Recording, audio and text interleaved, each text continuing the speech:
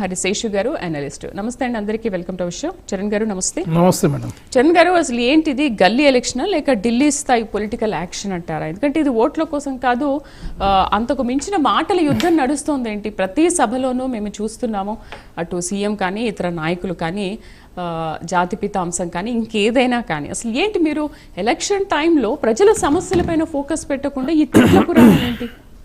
Madam, ఎలక్షన్లో వచ్చినప్పుడే రాజకీయాలు చేయాలి, మిగతా సందర్భాల్లో రాష్ట్ర ప్రయోజనాలు ముఖ్యం అని చెప్పేసి కాంగ్రెస్ ప్రభుత్వం భావిస్తూ ఉంది. ఎందుకంటే ఏది చేసినా కూడా తప్పు ఆపాదించే ప్రయత్నం కాంగ్రెస్ ప్రభుత్వాన్ని చేస్తూ ఉన్నారు. బీఆర్ఎస్ ప్రభుత్వ ఆయనలో చేసిన తప్పులని వాళ్ళే చేసారు.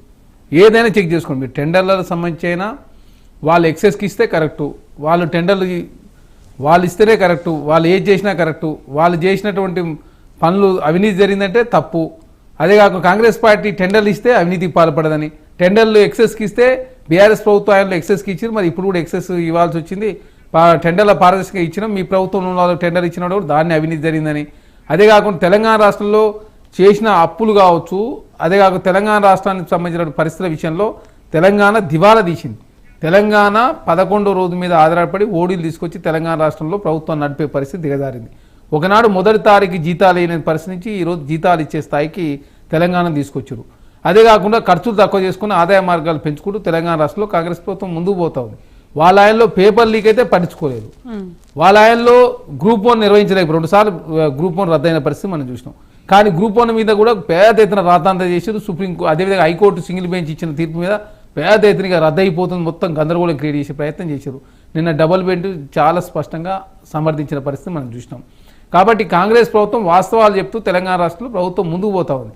ఎందుకంటే తెలంగాణ రాష్ట్రంలో ఆనాడు ఏం జరిగిందో, 10 సంవత్సరాల కాలంలో కేసీఆర్ గారి ప్రభుత్వం ఏం చేసిందో, తెలంగాణ రాష్ట్రం ఎందుకు ఈరోజు ఈ పరిస్థితికి దిగజారిందో అన్ని విషయాలు ప్రజలకు వివరించే ప్రయత్నం చేస్తూ ఉంటే దాన్ని ఓర్చుకోలేక కాంగ్రెస్ ప్రభుత్వం మీద ఇష్టం వచ్చిన మాట్లాడుతున్నప్పుడు బూతులు ప్రారంభించింది వాళ్ళు. ఆ బూతులకు ప్రారంభిస్తే మేము బూతులను ఎండి చేసే ప్రయత్నంలో ముందుకు పోతున్నాం. మీరు ఒక్కడి మాట్లాడితే మేము 100 మాట్లాడడానికి సిద్ధంగా. సరే కౌశిక్ గారు, ఓకే, ఇప్పుడు వాళ్ళు ప్రతిపక్షంలో ఉన్నారు, మీరు అధికార పక్షంలో ఉన్నారు, మీరు ఎలా ప్రవర్తించాలి? వాళ్ళు తిట్టారు కదా అని చెప్పేసి మేము కూడా తిట్ల పురాణం అందుకుంటామంటే అది కాదు కదా. మీరు అధికారంలో ఉన్నారు, ప్రజల గురించి పట్టించుకోవాలి, వాళ్ళ సమస్యలు ఏంటనేది మీరు చూడాలి కదా. మేము ప్రజా సమస్యలు పరిష్కరించే ప్రయత్నంలో ముందుకు పోతాం.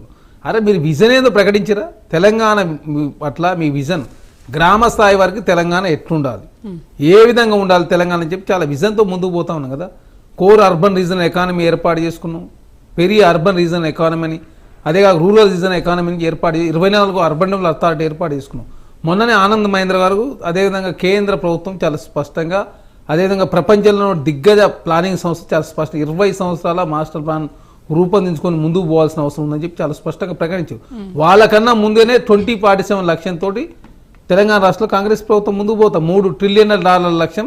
అదే కాకుండా ఇప్పటి వరకు మాస్టర్ ప్లాన్లు లేని పరిస్థితి మనం చూసినాం. మున్సిపాలిటీలకు సంబంధించి కొత్త మున్సిపాలిటీలో కూడా మాస్టర్ ప్లాన్లు ఉండాలి, అర్బన్ డెవలప్మెంట్ అథారిటీ ఉండాలి. ఎందుకంటే 67% జీడిపి పట్టణాల ద్వారా వస్తూ ఉంది. కాబట్టి అనార్గనైజ్డ్గా అదేవిధంగా డెవలప్మెంట్ అనేది కరెక్ట్ వేలో జరిగినట్లయితే చాలా పెద్ద ఎత్తున ట్రాఫిక్ జామ్స్ ఇవన్నీ కూడా అయ్యే అవకాశం ఉంటుంది. కాబట్టి మెట్రోని విస్తరించే ప్రయత్నం చేస్తాం. మెట్రో ఆనాడు భారతదేశంలో 2వ స్థానం, ఈరోజు 9వ స్థానం దిగజారింది.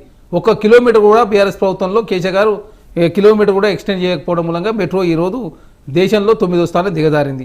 ఆనాడు కేంద్ర ప్రభుత్వం 10% మాత్రం భరిస్తూ ఉంది. చాలా మెట్రోలకు 50% కేంద్ర ప్రభుత్వం భరిస్తూ ఉంది. రిక్వెస్ట్ చేస్తూ ఉంది కేంద్రం కూడా 50% కేంద్రం భరించండి.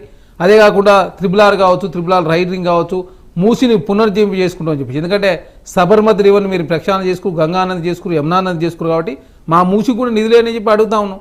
మేము నిధులు అడిగే ప్రయత్నం చేస్తూ ఉంటే వాళ్ళు DPRలు లేవు కాబట్టి ఇస్తున్నారు. DPRలు వచ్చిన తర్వాత ఖచ్చితంగా కేంద్రంతో ఆల్రెడీ రిక్వెస్ట్ చేసినాం కాబట్టి ఖచ్చితంగా పోరాటం చేసే ప్రయత్నంలో కాంగ్రెస్ ప్రభుత్వం వెనకపోదు. అదే కాకుండా మేము సదుద్దేశంతో విభజన హామీలు పరిష్కరించుకోవాలి. 9th 10th షెడ్యూల్లో చాలా అపరిష్కృతంగా విభజన హామీలు ఉన్నాయి.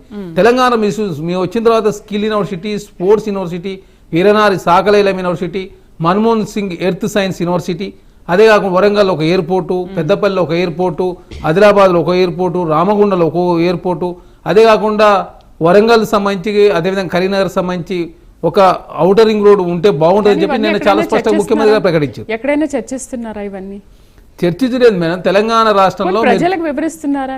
ఎందుకు వివరిస్తున్నా? మేము చాలా సందర్భాల్లో ముఖ్యమంత్రికి గుర్తుపెట్టుకోవాలా. ఏనాడన్న కేసీఆర్ గారు మీరు చూసి రామాస పుణ్యానికి ఎప్పుడో మీడియాతో మాట్లాడారు ముఖ్యమంత్రి గారు. మా ముఖ్యమంత్రి గారు రోజు జనాల మధ్యన ఉంటాం. ఎందుకంటే రోజు వాళ్ళ సమస్యలన్నీ కూడా 10 సంవత్సరాల కాలంలో నిర్లక్ష్యంగా వ్యవహరించిన సమస్యలు కావచ్చు, దుర్వినియోగం చేసిన సమస్యలు గుర్తుకొస్తున్నప్పుడు ఖచ్చితంగా కఠినంగా వ్యవహరించే ప్రయత్నం. ఎందుకంటే చేసిన తప్పులన్నీ వాళ్ళే చేసి ఆ తప్పులను కూడా కాంగ్రెస్ ప్రభుత్వానికి ఆపాదించే ప్రయత్నం.